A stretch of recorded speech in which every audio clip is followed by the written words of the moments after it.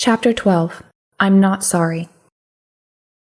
I'm not going to apologize for doing what I need to do, I texted Roger as I settled back onto my couch with the cats, crying from the stress of upsetting him again. I was hurting and sad, feeling bad that I couldn't be what another person wanted me to be in another moment, but I couldn't apologize anymore. Don't get me wrong, I was sorry. For 9 months, I'd been really sorry, saying it more times than I could count. I'd been bending over backward, trying to give people what they wanted and needed from me. Trying to live up to the measurements of the person I was before. Trying to hold everything together and still be the friend, daughter, sibling, business owner, or person they once knew. But I wasn't that person anymore, and I was so very tired. I had just willed myself off the couch an hour or so earlier, agreeing to meet Roger at his shop, which was in the next town over, to bring smoothies and co-work while he wrenched on cars. But as soon as I got in the car, I knew I didn't want to go. I couldn't. I was too sad and too exhausted. I was also too stressed out about work, which felt hard to complete, despite having my brain and ability to code back more than I'd had before my healing process with Skip.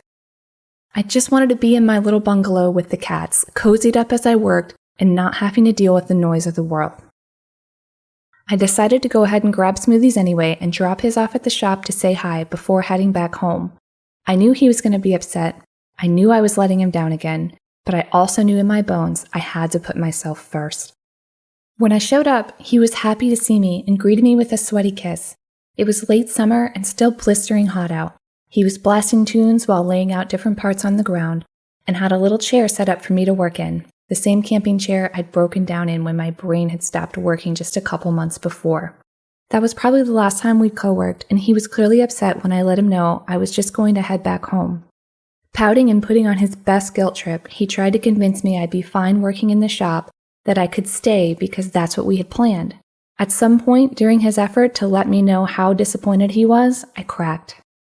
I climbed back in the car, tears streaming down my face, and I went home where I proceeded to cry the hardest I had cried in months. I don't want you to apologize, Roger replied to my text. Sometimes I forget how much you've been through. It wouldn't be the last time I'd have to remind him that I wasn't going to apologize for doing what I needed, for putting myself, my needs, and my healing first. It wouldn't be the last time I let someone down that I loved, nor would it be the last time I sat at home crying endless cries as I felt the weight of disappointment from the people around me, from clients and team, from family and friends, from Roger who just wanted to have fun with his new girlfriend. The common thread between these people is that they had no idea what I was going through. For one, it wasn't their loss. Many of them never knew Brett and hadn't even known me before he died, so it simply became a story from my past and not a present reality in their mind. Beyond that, quote, enough time has passed. It was never said to me directly, but it was often implied. It had been 9 months since the event they had no real experience with. Surely that was enough time to be a normal person again, right? But for me, it was only the beginning.